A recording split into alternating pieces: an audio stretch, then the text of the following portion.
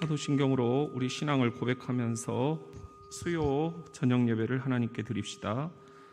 나는 전능하신 아버지 하나님 천지의 창조주를 믿습니다. 나는 그의 유일하신 아들 우리 주 예수 그리스도를 믿습니다.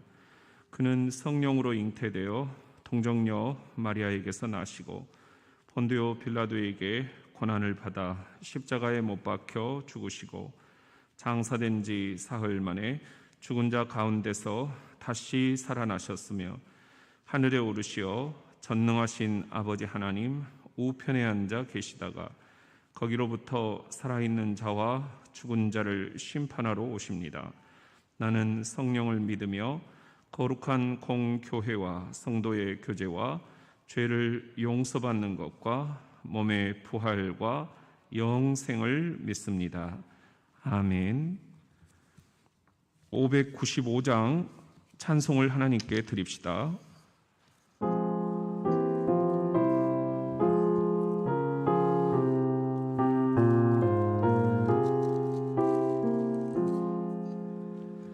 나 맡은 본분은 구주를 높이고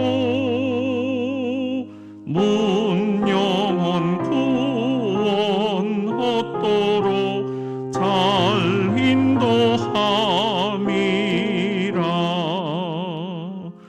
부르심 받들어 내 형제 섬기며 구주의 뜻을 따라서 내 정성 다하리. 주 앞에 모든 일 잘 행케 하시고 이후에 주님 배울 때 상 받게 하소서. 나 항상 깨어서 늘 기도드리며 내 믿음 변치 않도록 날 도와주소서.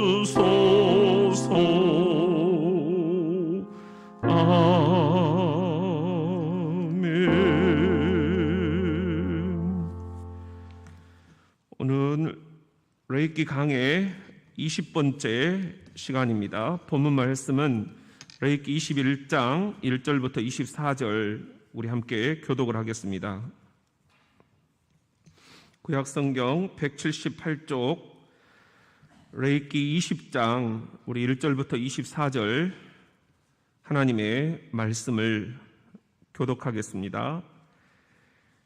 여호와께서 모세에게 이르시되 아론의 자손 제사장들에게 말하여 이르라. 그의 백성 중에서 죽은 자를 만짐으로 말미암아 스스로를 더럽히지 말려니와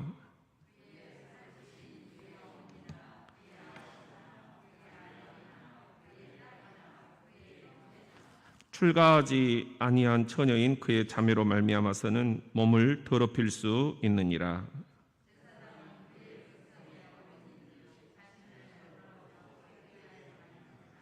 제사장들은 머리털을 깎아 대머리 같게 하지 말며 자기의 수염 양쪽을 깎지 말며 살을 베지 말며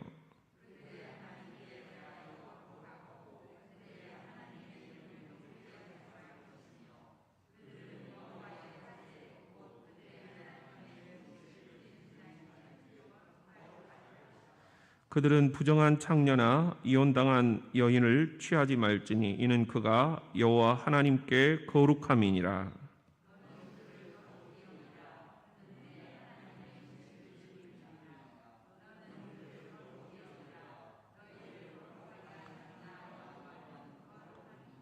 어떤 제사장의 딸이든지 행음하여 자신을 속되게 하면 그의 아버지를 속되게 하매니 그를 불살을지니라.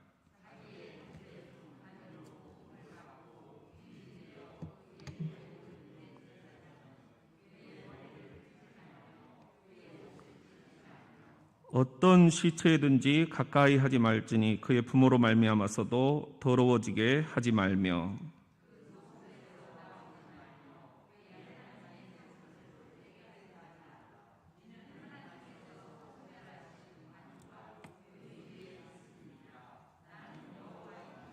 그는 처녀를 데려다가 아내를 삼을지니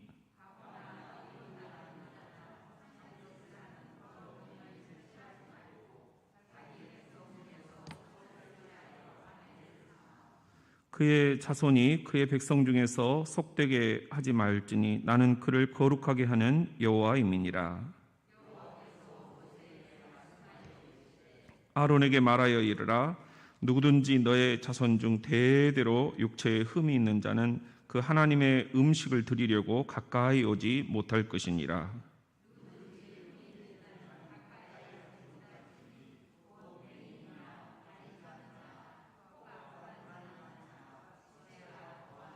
발 부러진 자나 손 부러진 자나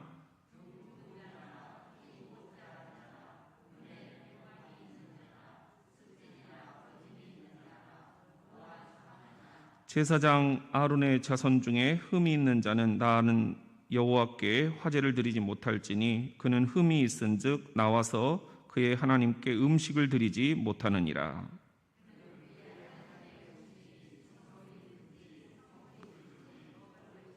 휘장 안에 들어가지 못할 것이요 제단에 가까이 하지 못할지니 이는 그가 흠이 있음이니라. 이와 같이 그가 내 성소를 더럽히지 못할 것은 나는 그들을 거룩하게 하는 여호와임이니라.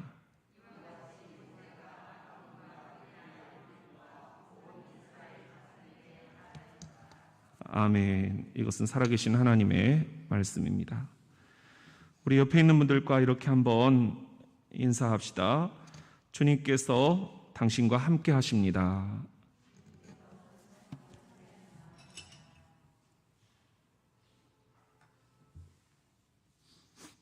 오늘 또 이렇게 성전에 함께 나와서 말씀에 우리가 경청을 할 수 있음에 감사를 드립니다.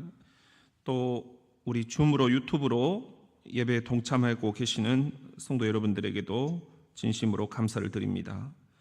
우리 박미라, 김현태, 주양각, 김성경 투, 김홍환, 이은숙, 이희경, 이연희, 노선호, 라승원, 박병숙, 박선영, 신미숙, 김성옥, 윤명신, 우리 김훈남, 심영애, 백만옥, 박윤수, 나용주, 우리 이명희, 성대숙 이렇게 27가정이 오늘 또 우리와 함께 지금 실시간으로 예배에 동참을 하고 계십니다. 정말 감사하게 생각을 합니다.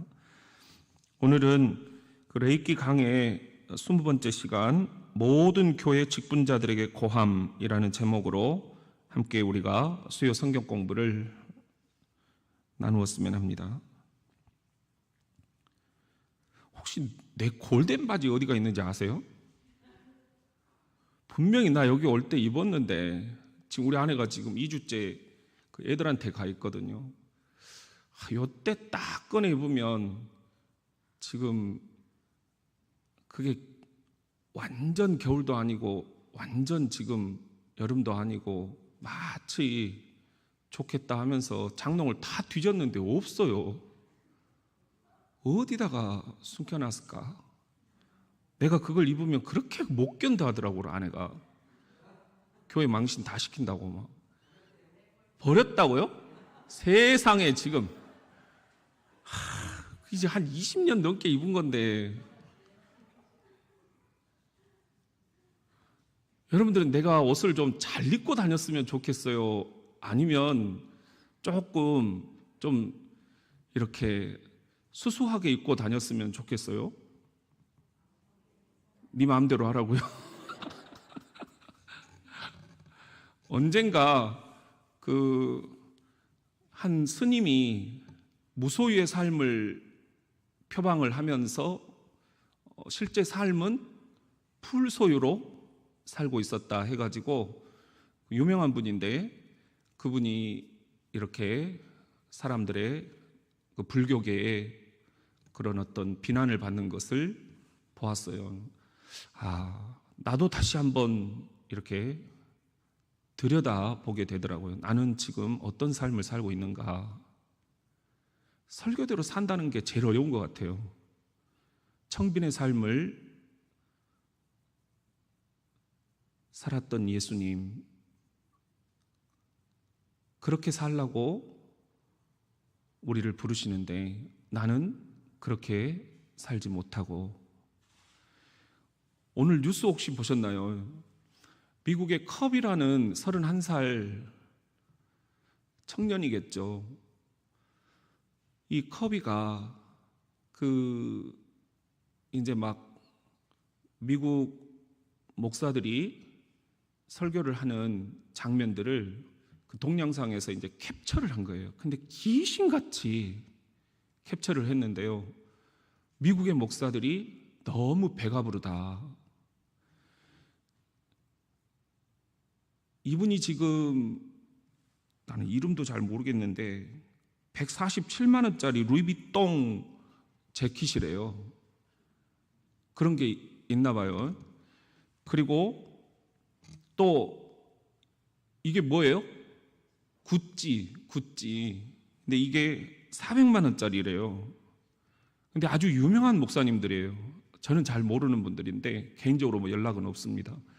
그런데 이분들이 이렇게 옷을 입고 있는 것을 이 컵이라는 청년이 딱 캡처를 해가지고 그 단가까지 옆에다가 비교를 한 거예요. 그리고 또 한 분은 지금 130만 원짜리 루브탱 가방을 여기다 이렇게 허리에다가 차고 있었는데 이걸 딱 집어낸 거예요. 이분도 굉장히 유명한 목사님이래요. 그리고 또 한 분은 이게 286만 원짜리 악어 벨트래요. 근데 이걸 또 딱 잡아냈어요. 그리고 이분이 신은 운동화 얼마짜리입니까?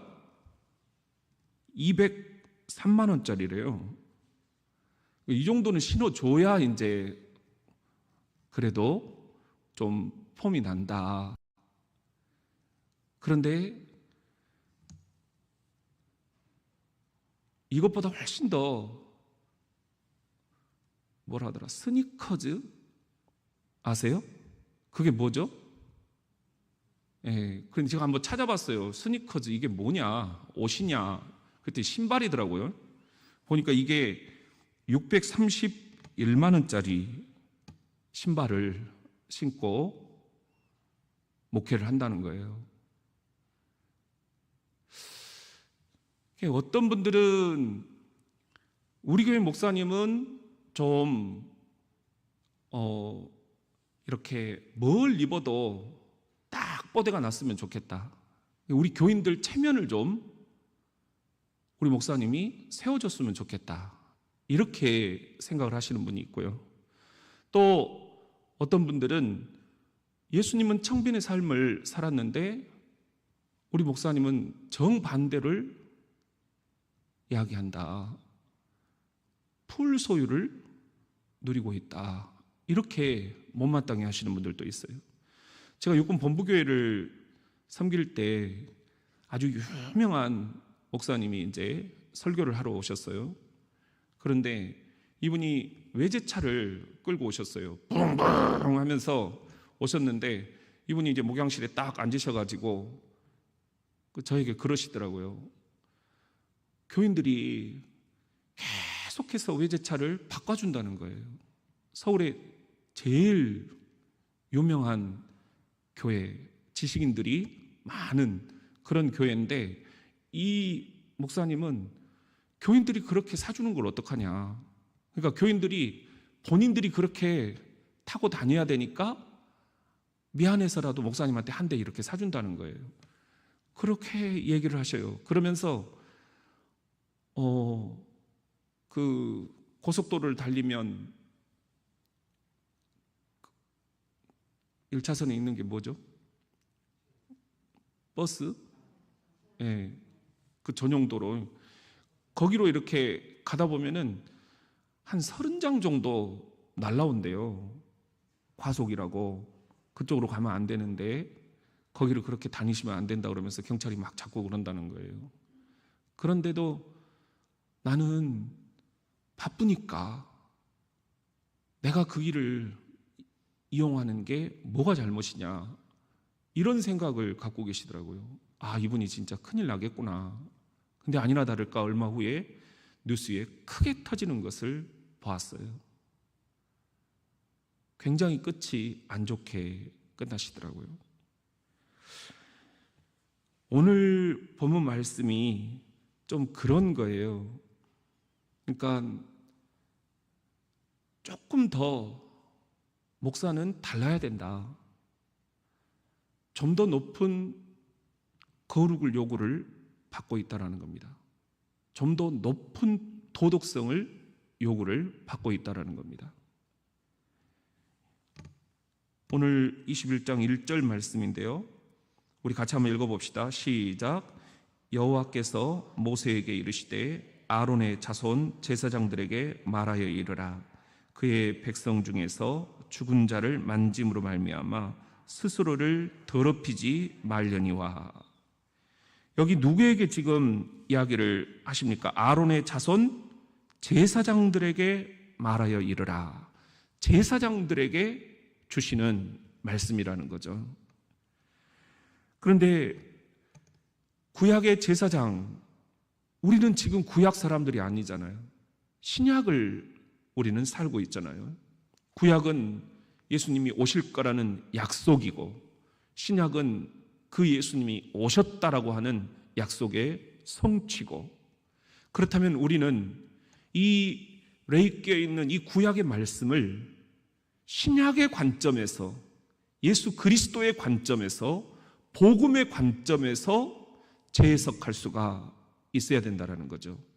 그래서 제사장들에게 주신 말씀이다, 이렇게 그냥 목사들에게 주신 말씀이다, 이렇게 생각을 해버리면 안 된다. 왜냐? 예수님이 우리들에게 복음을 들고 오셔서 주신 이 말씀은 우리 모두가 다 제사장이다, 그렇게 말씀을 하고 계시기 때문입니다. 우리 베드로전서 2장 5절 말씀 시작. 너희도 산 돌같이 신령한 집으로 세워지고 예수 그리스도로 말미암아 하나님이 기쁘게 받으실 신령한 제사를 드릴 거룩한 제사장이 될지니라.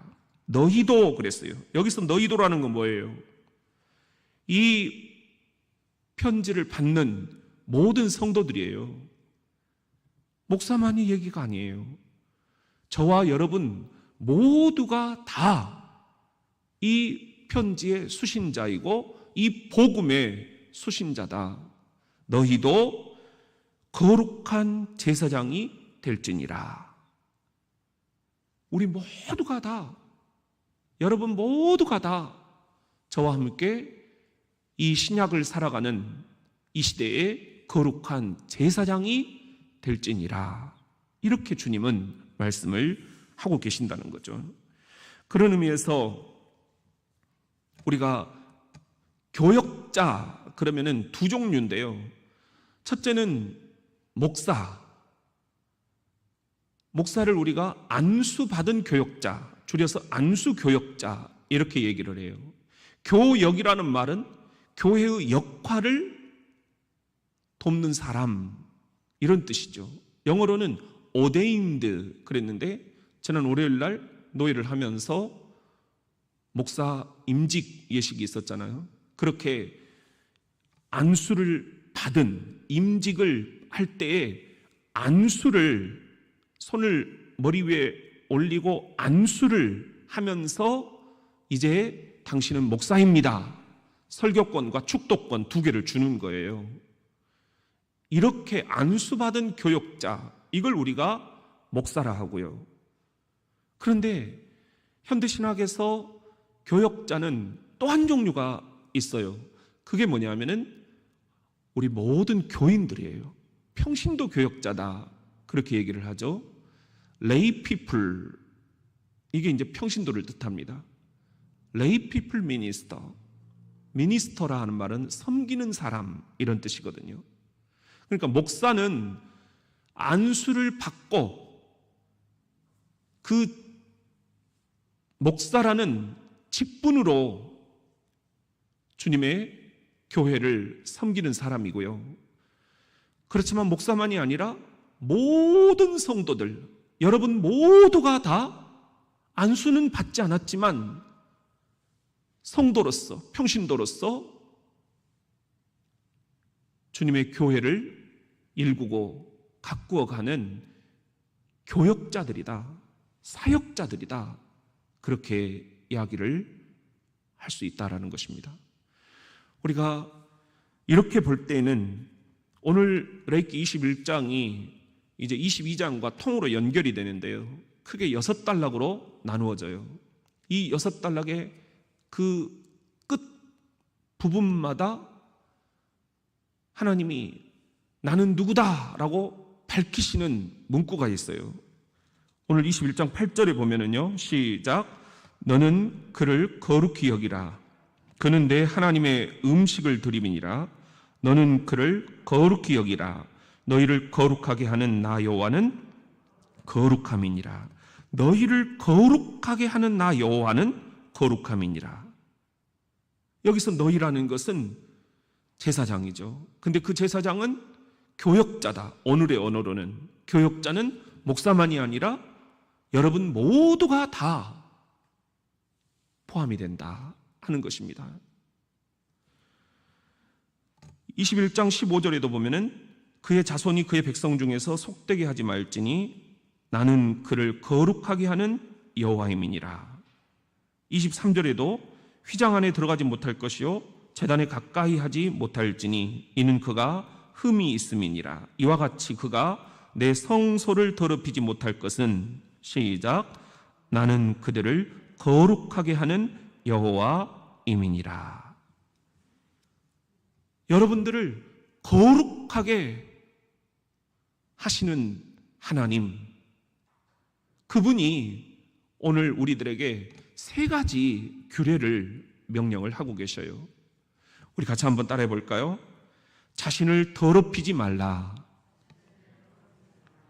오늘 1절 말씀을 다시 한번 보면은 여호와께서 모세에게 이르시되 아론의 자손 제사장들에게 말하여 이르라. 그의 백성 중에서 죽은 자를 만짐으로 말미암아 스스로를 더럽히지 말려니와. 이 시체를 만지지 말아라, 이렇게 지금 말씀을 하고 있어요. 이것도 우리가 이제 이 레위기 당시에 이 시체를 만지는 것은 굉장히 건강과 또 병균과 세균과 밀접히 연결이 되어 있다 이거죠. 그렇기 때문에 제사장, 백성들을 세세하게 섬겨야 할 제사장이 병균이 옮거나 혹은 다른 어떤 질병들이 생겼을 경우에는 그 기능을 할 수가 없기 때문에 이 시신을 접근하는 것에 대해서 극히 조심해야 된다. 조심해야 된다. 그런 이야기입니다. 이런 거예요. 요즘 코로나 같은 상황에서 저희 지금 교역자들이 굉장히 조심하거든요. 다른 이유가 아니에요. 혹여라도 제가 만약에 확진이 되면 그건 우리 교회 전체에 영향을 미치게 되는 것입니다. 그래서 계속해서 우리도 이건 어떻게 해야 되나, 저건 어떻게 해야 되나 회의를 해가면서 중지를 모아서 우리가 하나하나 지금 일을 해나가고 있거든요. 그런데 이런 제사장, 그가 함부로 시신을 만져서 잘못되는 그런 일들이 없도록 스스로를 조심을 해라. 그런데 가족들이 죽었을 때는 융통성이 있다, 이런 이야기도 하셔요. 오늘 우리 현대어 성경으로 보면은 1절에 여호와께서 모세를 통하여 제사장인 아론의 아들들에게 다음과 같이 말씀하셨다. 죽은 사람에게 가까이하여 부정타지 않도록 하여라. 단 가까운 피부치인 어미나 아비나 아들이나 딸이나 형제나 남자를 가까이 해본 적이 없는 누이가 죽었다면 이들의 장례식에는 참석해도 상관이 없다. 이런 것들이 지금 이 레이기 안에 근본이 이렇게 되고 거기에서 예외가 이런 것들이 있을 수 있다. 이렇게 이제 말씀을 하고 있습니다. 예수님은 죽은 나사로, 또 예수님을 따랐던 수많은 믿음의 선진들은 그 흑사병 죽어가는 그 시신들을 들어다가 치우고 했던 것들을 우리들이 교회 역사에서 볼 수가 있죠. 그래서 그리스도인들이 많이 죽었다는 거예요. 그게 이제 시신에서 전염이 돼가지고. 굉장히 우리가 이런 말씀을 읽을 때 하나님이 왜 이렇게 명령을 하셨을까 하는 것을 한번 곰곰이 생각을 해볼 필요가 있겠습니다. 우리가 지켜야 될 것들은 분명하게 지키면서 그럼에도 불구하고 우리가 정말 예수님과 같이 이렇게 우리들이 죽기를 각오하고 해야 될 일이 있다면 또 그런 부분에 있어서는 우리들이 정말 우리가 그 어떤 것보다도 그리스도인이기 때문에 예수를 믿기 때문에 섬기는 이 일들에 있어서는 우리들이 정말 몰부를 가리지 않고 할 수도 있어야 되겠다. 그러나 정말 지혜가 없어서 교회를 다 망가뜨려 놓는다거나 가정을 다 망가뜨려 놓는다거나 직장을 다 망가뜨려 놓는다거나 이런 것들은 우리들이 하지 않아야 되겠다. 또 하나 머리털과 수염에 대해서 이야기를 하셔요. 5절에 보면은 시작, 제사장은 머리카락을 모조리 밀어내어서는 안 된다. 수염을 밀어서도 안 되며 몸에 문신을 새기거나 상처를 내서도 안 된다. 이유는 단 하나예요. 하나님이 주신 것이다. 그렇기 때문에 함부로 몸을 훼손시켜서는 안 된다라는 것입니다.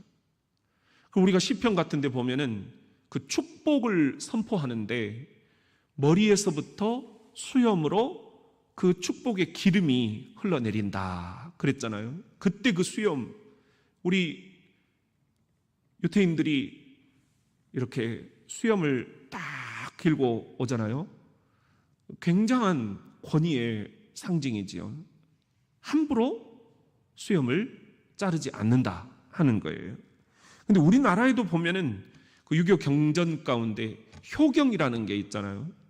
이 효경에 그런 말이 있지요. 여러분들 혹시 기억이 나시나요? 신체 발부는 수지 부모하니, 신체 곧 우리의 몸과 발, 머리카락, 털럭, 피부 이런 것들은 부모에게서 받은 것이니, 그 다음에 보면은 불감회상이 효지시하니라. 감히 훼손하지 않는 것이 효도의 시작이니라. 그런 말입니다. 저는 밑에 줄은 잘 몰랐어요. 그냥 설교 준비하다가 인터넷에서 한번 찾아본 거고요. 우리 어렸을 때 윗줄은 많이 이렇게 시험에도 나오고 또 굉장히 많이 우리 한문 선생님이 이렇게 강조해 주셨던 그런 말씀이에요. 함부로 몸을 훼손하지 말아라. 그런 말씀을 많이 하셨어요. 그런 걸 보면은 우리들이 왜 레이기에서 머리카락, 수염, 문신, 상처 이런 것들을 함부로 내지 말라고 하는가? 원리는 거룩입니다. 거룩. 하나님은 우리의 몸을 거룩하게 여기시는데 우리가 이것을 너무 속되게 그리고 거룩하지 않게 그리고 함부로 훼손을 해서는 안 된다. 그런 의미입니다. 이것도 구약의 말씀이지요. 그러면 이 구약의 말씀이 예수 그리스도의 복음으로 이제 이렇게 한번 뒤섞여지면서 우리들에게 신약에 어떤 말씀으로 이제 다가오느냐. 이게 이제 고린도전서 3장 16절 17절입니다. 시작. 너희는 너희가 하나님의 성전인 것과 하나님의 성령이 너희 안에 계시는 것을 알지 못하느냐. 누구든지 하나님의 성전을 더럽히면 하나님이 그 사람을 멸하시리라. 하나님의 성전은 거룩하니 너희도 그러하니라. 너희는 뭐예요? 여러분 전체예요. 목사와 교인, 너희 모두는 나의 성전이다. 하나님이 그렇게 얘기를 하시는 거예요. 하나님의 성전이다. 성전이라는 게 뭡니까? 거룩할 성자에 거룩한 집이라는 거예요. 하나님이 우리 안에 하나님의 형상을 입고 지금 계시는 거예요. 그렇기 때문에 우리가 우리의 몸을 함부로 훼손해서는 안 된다. 성전을 우리가 거룩하게 가꿀 수가 있어야 된다. 그래서 기독교인들은 자살하면 안 된다. 이렇게 강조를 하는 거죠. 자살이라는 게 내 안에 계신 하나님의 형상을 내가 죽이는 거예요. 훼손시키는 거예요. 그러니까 이것은 하나님에 대한 범죄라는 거죠. 내 몸이 내 것이 아니라는 것입니다. 하나님이 내 안에 계신다. 시작.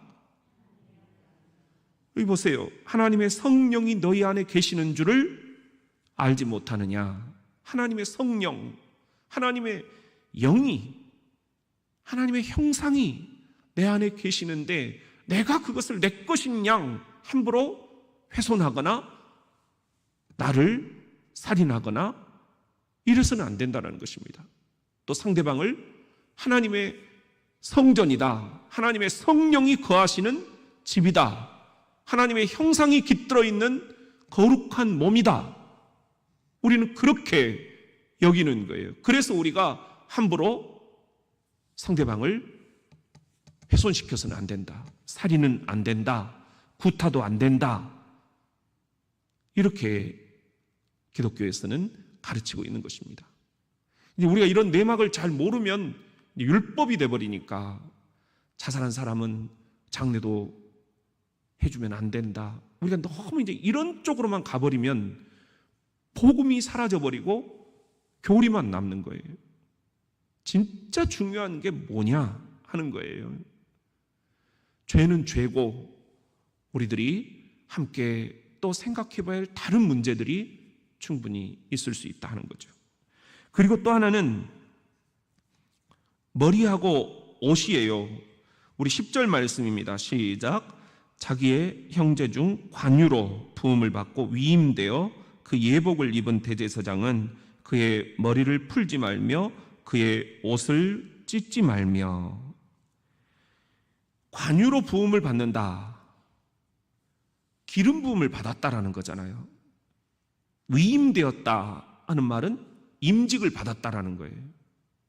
우리가 제사장으로 임직을 받았어요. 저는 목사로, 여러분들은 장로로, 안수집사로, 권사로, 집사로, 성도로 하나님께서 여러분들을 세우셨어요. 그렇게 세우신 목적은 여러분들이 거룩하게 살라는 거예요. 왜? 여러분을 지으신 이가 거룩하시기 때문에. DNA가 서로 통해야 되잖아요. 하나님은 거룩하신데 우리가 거룩하지 못하다면 우리는 하나님의 자녀가 아닌 거죠. 마귀의 자녀가 되는 거죠. 우리 안에 다른 DNA가 들어와 있는 거죠. 그런데 여기서 머리를 풀지 말라, 옷을 찢지 말라. 우리가 거룩을 지켜나가기 위해서는 우리의 이런 몸의 단장이나 의복도 거룩해야 된다. 그런 말씀이 아니겠습니까? 어떤 중학생이 배꼽티를 입고 교회에 나타난 거예요. 그러니까 담당 전도사님이 그 학생을 불러가지고 너 교회 올 때는 제발 이 옷 입지 말아라.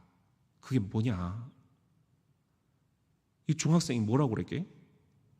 하나님은 중심을 보신다면서요.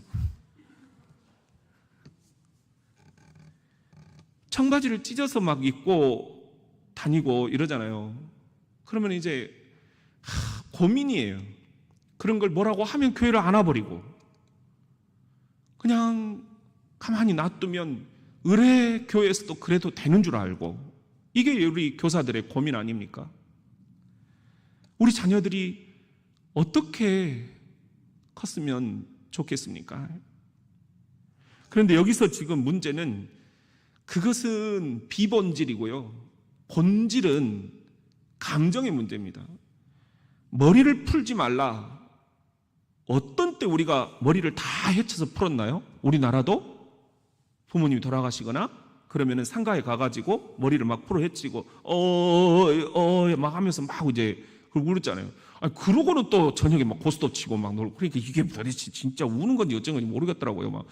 그런데 그게 하나의 그 일종의 관혼 상제 가운데 하나죠. 성경에서도 머리를 푸는 그런 의례가 있었다는 거죠. 그러나 하나님의 전을 지키고 가꾸고 섬기는 그런 제사장들은 그렇게 함부로 막 자기의 슬픔을 토로하면서 감정을 분출하는 그런 일들은 이제 좀 삼가해라. 우리가 슬픔을 표현하지 않을 수는 없죠. 그렇지만 그게 너무 과도한 슬픔의 표현은 우리들의 신앙과 이제 논리적으로 맞지 않는다라는 거예요. 우리는 모두가 다 예수 그리스도가 죽음을 이기시고 부활하셨다. 그리고 우리도 마침내 죽음을 이기고 부활할 것이다. 그러니 지금 소천하신 부모님이나 혹은 우리의 형제자매나 우리 교회의 성도들이 저 멀리 배는 시온성에서 잠깐 먼저 이사를 가 계시고 우리도 이 땅에서의 사역을 다 마치고 저 약속의 땅에서 그분을 함께 주님과 뵙게 될 날이 올 것이다. 이것이 성경이 우리들에게 증언하는 부활신앙 아니에요. 그런데 너무 우리가 과도하게 슬픔을 표출하는 것, 이것 또한 성령의 9가지 열매 가운데 하나, 뭐죠? 성령의 9가지 열매가 뭔가요?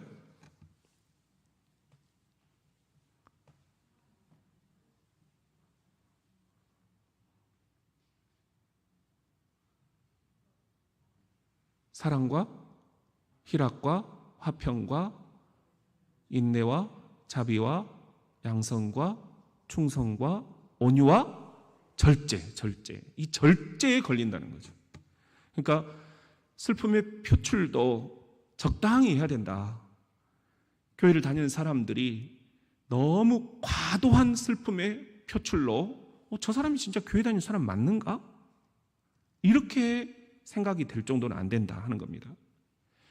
그러나 이제 또 정반대도 문제예요. 저기 목사님 오신다. 장례식장에서 제일 듣기 싫은 소리가 그거예요.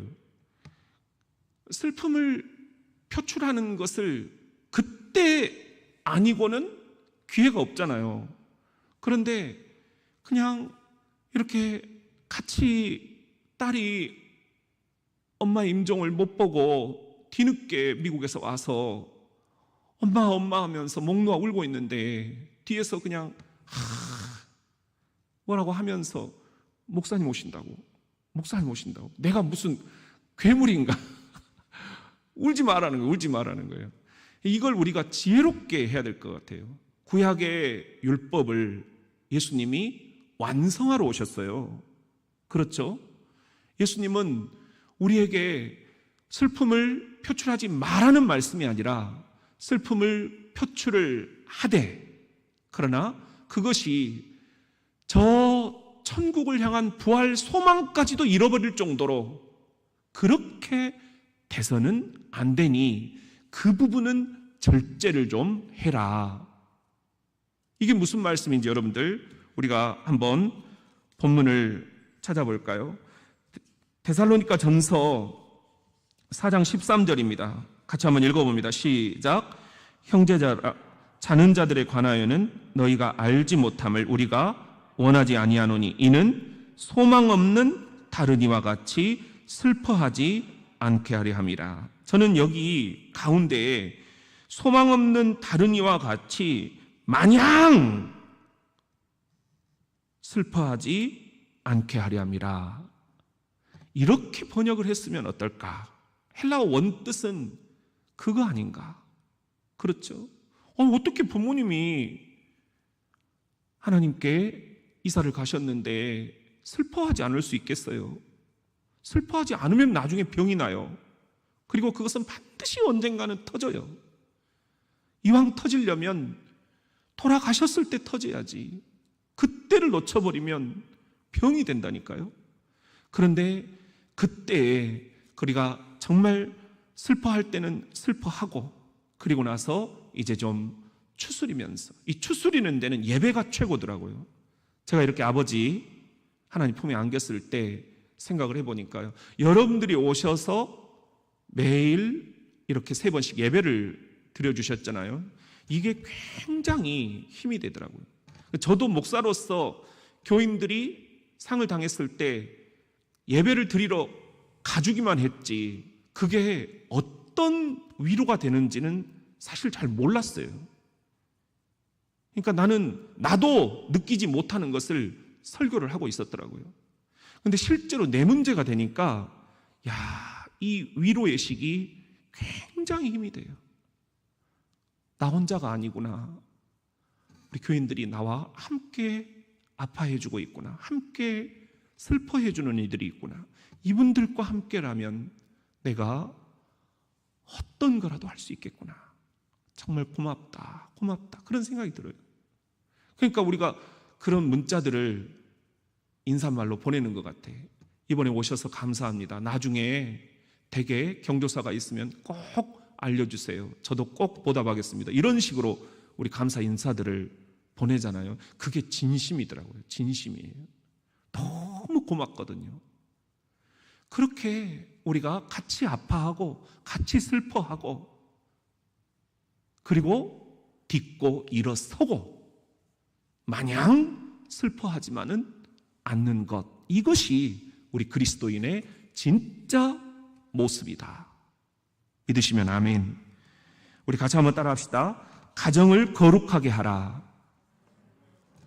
오늘 13절에 보면은 그는 처녀를 데려다가 아내를 삼을지니 그랬어요. 오늘 본문 말씀은 참 좀 난해한 부분들이 있죠. 아내를 삼을 때는 목사들은 반드시 처녀여야 된다 하는 거예요. 여러분들은 어떻게 생각을 하세요? 요즘 시대에 이게 과연 통할 수 있을까? 그런데 이제 제가 미국의 그 게이로드 노이스라는 목사님이 감리교 목사님인데 이분이 목회윤리라는 책을 쓰셨어요. 제가 최초로 번역한 책이 그거거든요. 근데 거기에 보니까요, 우리는 미국 사회에 그러면 발랑 까졌다 이렇게 생각하잖아요. 근데 그게 아니에요. 반드시 처녀해야 된다. 이 말씀을 미국 감리교는 지금도 준행을 하고 있더라고요. 이혼은 안 된다라는 그런 이야기예요. 과연 이제 이게 어느 시대까지 갈 수 있을까? 우리들이 한번 이제 눈여겨볼 것이지만, 그러나 우리들이 생각해야 될 것은 왜 이런 말씀을 레이기에서 하고 계시느냐 하는 겁니다. 윤리적으로 결혼을 안 한 사람이 훨씬 더 단정할 수 있다, 이거예요. 그렇지만 우리가 내막은 또 모르는 거죠. 그리고 만약에 이 율법이 이제 예수 그리스도를 통해서 신약 시대로 넘어왔잖아요. 그렇다면 우리는 지금 어떻게 해야 될 것인가? 이건 퀘스천 마크로 남아 있어요. 과연 우리가 이것 또한 우리에게 계속 율법으로 적용을 할 것인가? 훨씬 더 큰 품으로 우리들이 이것을 재해석을 해야 될 것인가? 그러면 이혼한 모든 사람들은 다 아무것도 할 수 없는가? 이제 이런 부분들이 우리들에게는 중요한 이제 신학적인 문제가 됩니다. 그러나 현재까지도 다른 것은 가능하지만 교인들 앞에서 목회를 하는 사람은 이혼은 안 된다 하는 게 대체적인 그런 분위기예요. 이게 이제 이 레이기의 말씀과 지금 연결이 되어 있다 하는 것입니다. 그리고 또 15절에 보면은 한번 읽어봅시다. 시작. 그렇게 해야 그의 자녀들이 결례 중에서 몸을 더럽히지 않을 것이다. 나는 대제사장을 거룩하게 특별히 가려 뽑은 여호와이다. 이렇게 해야 자녀들도 가정을 거룩하게 이어 내려갈 수가 있다 하는 그런 이야기입니다. 자녀들에게까지도 가정의 거룩함을 요구를 하고 계시는 하나님이시다 하는 거예요. 이것이 이제 신약에 와서는 어떻게 우리들에게 적용이 되는가? 베드로전서 2장 9절 시작. 그러나 너희는 택하신 족속이요 왕 같은 제사장들이요 거룩한 나라요 그의 소유가 된 백성이니 이는 너희를 어두운 데서 불러내어 그의 기이한 빛에 들어가게 하신 이의 아름다운 덕을 선포하게 하려 하심이라. 그러니까 다른 건 몰라도 신약에 와서 예수 그리스도의 복음으로 이 레위기 율법이 이제 한번 버무려졌잖아요. 그렇게 해서 우리들에게 이제 피부에 와닿는 적용은 아름다운 덕을 선포하는 거예요. 그게 무슨 이혼이다 아니다, 처녀다 아니다, 이런 문제가 아니라 우리의 삶에, 우리의 교회 안에, 우리의 가정 안에 아름다운 덕을 선포하고 있느냐, 이게 핵심이 돼야 된다는 겁니다. 이게. 그러므로 여러분들, 우리가 율법에 매여서는 안 되겠습니다. 그렇지만 이 레위기에서 하나님이 구약의 백성들에게 주셨던 그 핵심 신학, 그것은 거룩의 신학이에요. 이 거룩의 신학은 오늘도 우리들에게 그대로 유효하다. 우리들의 삶의 자리에서 우리가 어떤 삶을 살더라도 거룩을 놓쳐버려서는 안 된다. 그리고 그 거룩은 가정에서도 자녀들에게 대물림돼야 된다. 믿으시면 아멘. 우리 같이 한번 따라합시다. 몸을 건강하게 하라. 오늘 18절에 보면은 누구든지 흠이 있는 자는 가까이 하지 못할지니 곧 맹인이나 다리 저는 자나 코가 불완전한 자나 지체가 더한 자나. 이것도 굉장히 우리가 설교하기가 어려운 구절이에요. 세상에 흠이 없는 사람이 어디가 있어요? 그리고 집집마다 다 아픈 사람들이 있고 또 장애를 앓고 있는 그런 성도들이 있고요. 그런 성도들이 봤을 때 이 구절은 굉장한 상처가 돼요. 흠이 있는 자, 맹인, 다리 저는 자, 코가 불완전한 자, 지체가 더한 자, 장애인들은 제사장이 돼서는 안 된다. 그런 이야기예요. 여러분들 이 부분을 어떻게 생각을 하십니까? 요즘 같은 경우에 이런 이야기하면 큰일 날 것 같잖아요. 그런데 가장 최근에 지금 우리 교단에서도 이 문제가 쟁점이 됐어요. 신학대학원에서 면접을 하는데 장애인이기 때문에 안 된다. 목사 안수를 받는데 장애인이기 때문에 불허하겠다. 이런 것들은 굉장히 현실적으로 이슈가 될 수밖에 없는 그런 부분들입니다. 저희 신학교 동기 가운데 한 친구도 조울증이 왔어요.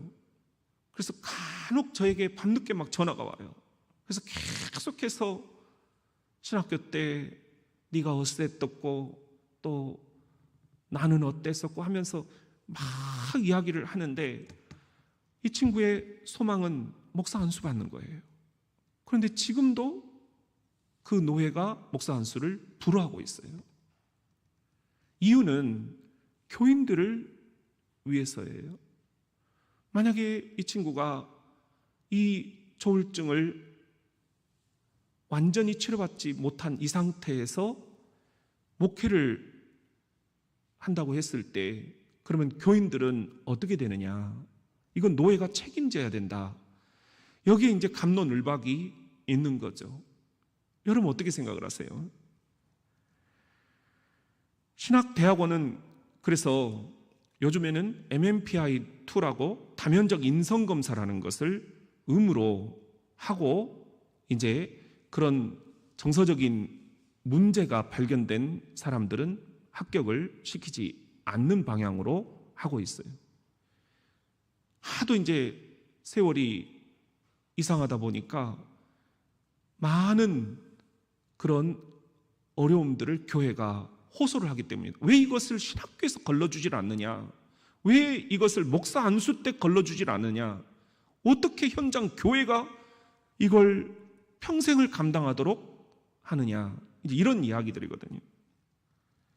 저도 이제 고목으로 있으면서 장교 선발 또 부사관 선발을 할 때에 이 MMPI 다면적 인성검사 판독관으로 파견을 여러 차례 이제 나갔었거든요. 그런데 굉장히 어렵죠. 이 사람을 놓고 군대로 들어오게 할 거냐 말 거냐. 다른 것은 아무 이상이 없어요. 그런데 이 다면적 인성검사에서 문제가 있습니다라고 나와 있는 거예요. 그렇기 때문에 직접 한번 목사님이 상담을 좀 해달라 그런 거거든요.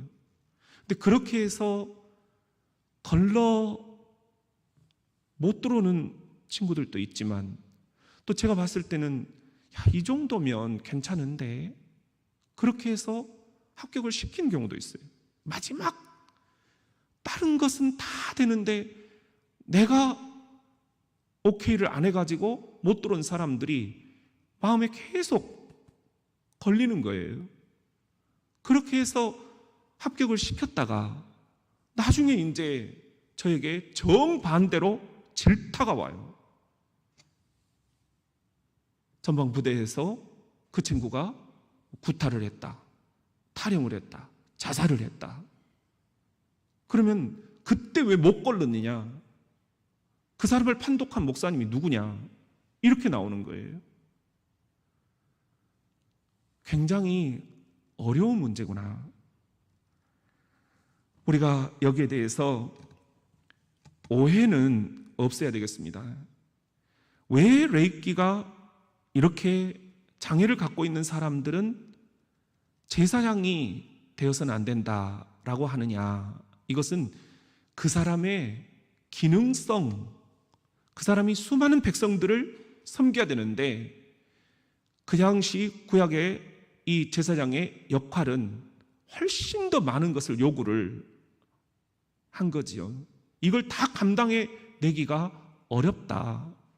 그러니까 이런 부분에 있어서는 좀 다른 물꼬를 열어서 다른 일을 하도록 그렇게 해주고 제사장 역할은 하지 않게 해달라.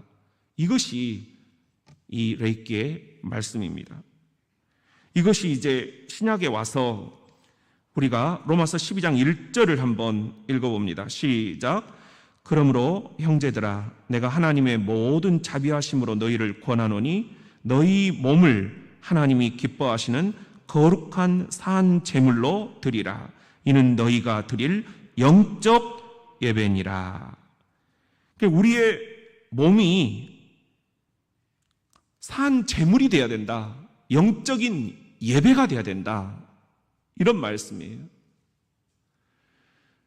그래서 여기서 핵심은 여전히 거룩입니다. 우리의 몸을 건강하게 잘 관리하는 것도 아주 소중한 하나님의 명령이다 하는 거예요. 저도 몸을 좀 소중히 다루지 못하는 그런 목사 가운데 하나인데요. 너무 좀 과부하가 걸릴 때가 많아요. 그것은 나 자신에게 미안한 것보다 하나님께 죄송하다 하는 거죠. 하나님을 기쁘시게 해드리는 거룩한 산 제물로 영적인 예배가 되게 해야 되는데, 예배가 되려면, 예배라는 게 영어로 서비스거든요.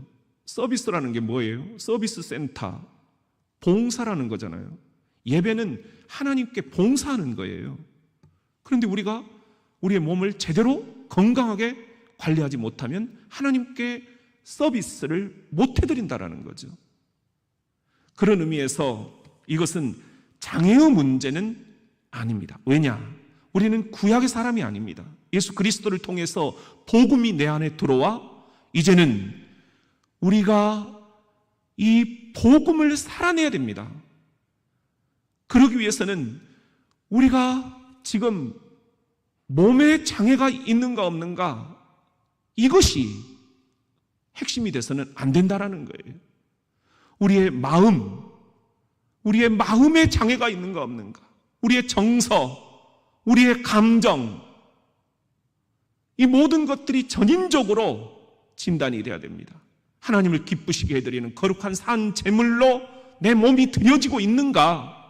그렇다고 한다고 하면 그건 장애가 아무런 문제가 될 수 없다. 지난 월요일 김주환 박사님이라고 우리 한번 오셔서 설교도 하셨죠. 우리 한신대 신학대학원의 원장님이시잖아요.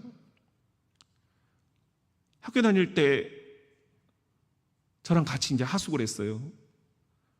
근데 중학교 때 공을 차다가 이렇게 허리가 삐끗해가지고 그 이후로 허리를 못 쓰시는 거예요. 신학교 때 이분 손잡고 제가 언덕을 올라가 드렸어요. 가파른 언덕길은 아예 업고 갔어요.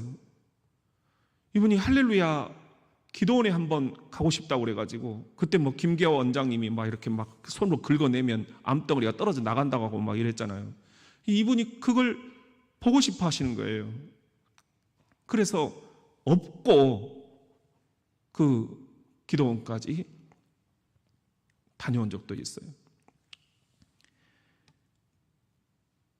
그러면 이분은 아무것도 못해야 되잖아요.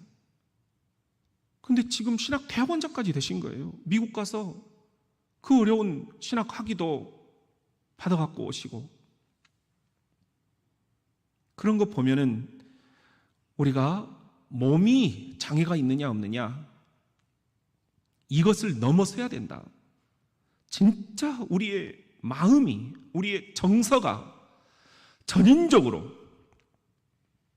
정말 건강한가, 하나님이 쓰실 거룩한 산 제물인가, 이게 오늘 우리가 레위기서를 통해서 주님께 듣는 말씀입니다. 여러분, 오늘 이 말씀 앞에 어떻게 결단하시겠습니까?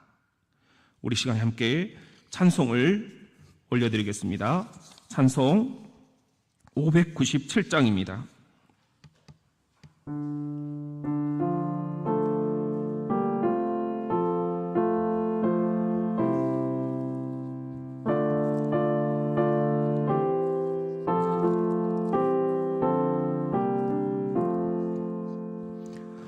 이전에 주님을 내가 몰라 영광의 주님을 비방했다.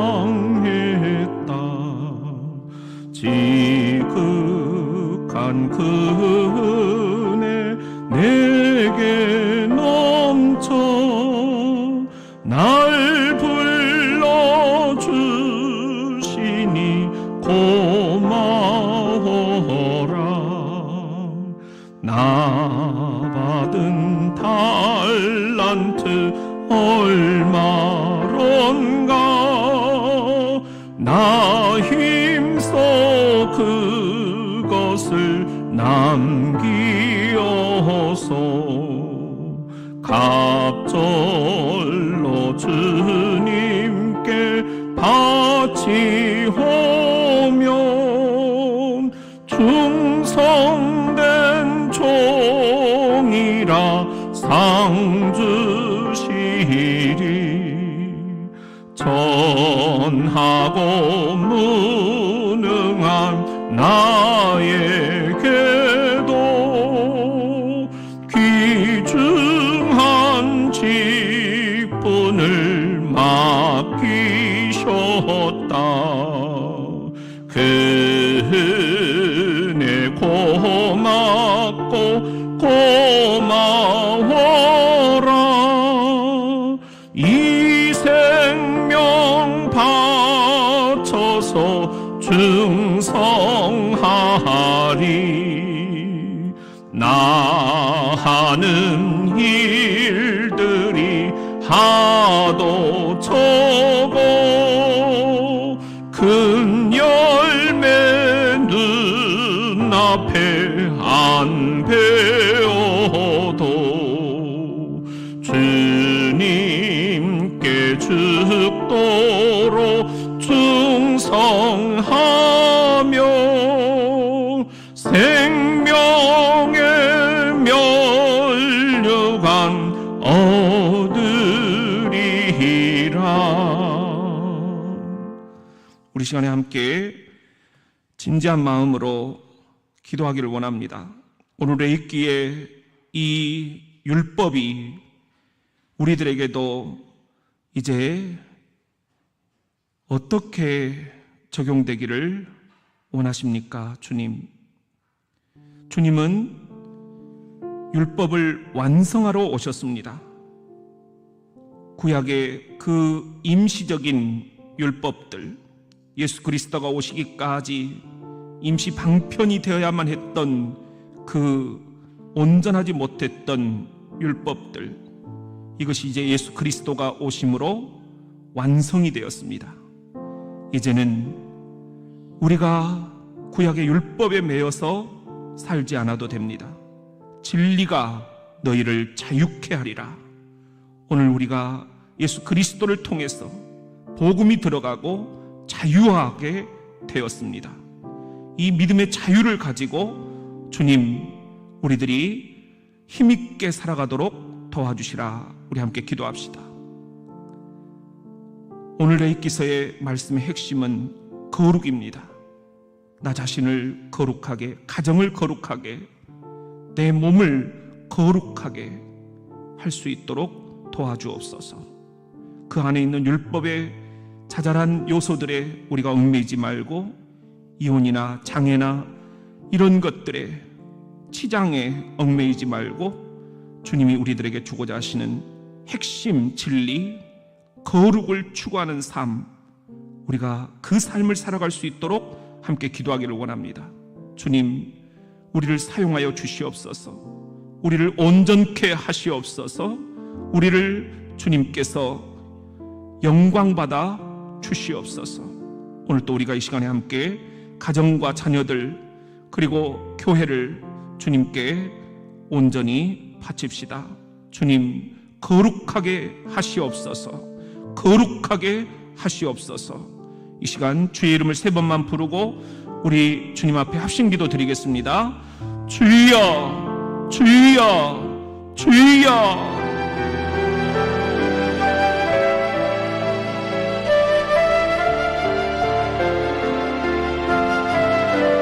주님, 도우시옵소서. 주님, 도우시옵소서. 주님, 도우시옵소서. 율법에 매여 살지 않게 하시고 율법의 완성자로 오신 예수 그리스도 안에서 복음의 자유함을 얻게 하여 주시옵소서. 그 핵심 진리인 거룩을 우리들이 전인적으로 추구하며 실천하며 살게 하옵소서.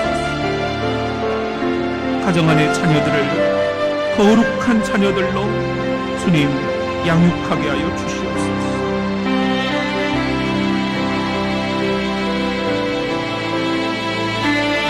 주님 감사합니다. 오늘 태어날 수 있도록 주님께서 역사해 주시니 감사합니다. 후유증이 없게 하시고 아버지 하나님 속히 일어날 수 있도록 사랑하는 딸에게 역사하여 주시옵소서. 오 주님, 병상에 누워있는 분들을 이 시간 찾아가 주시고 안수안찰하시고 면역력을 강화시켜 주시고 NK세포, 좋은 세포들이 활성화되어서 암이 떠나가게 도와 주시옵소서. 주 하나님, 내과, 외과, 이비인후과, 정형외과, 비뇨기과, 아버지 하나님, 머리부터 척추, 발끝까지 주여 함께 하시옵소서. 세포와 혈관과 혈압과 안압과 시신경, 신경, 모든 조직들, 기능과 장부들 예수의 피로 깨끗이 씻어 주시옵소서. 주님, 이 교회를 긍휼히 여기시고 거룩하게 하여 주시옵소서. 교역자들을 거룩하게 하여 주시옵소서. 우리 온 성도들을 거룩하게 하여 주시옵소서. 구약의 제사장 역할을 우리들이 오늘 주님 앞에서, 이 지역에서, 이 세상 한복판에서 잘 수행해낼 수 있도록 도우시옵소서. 주님,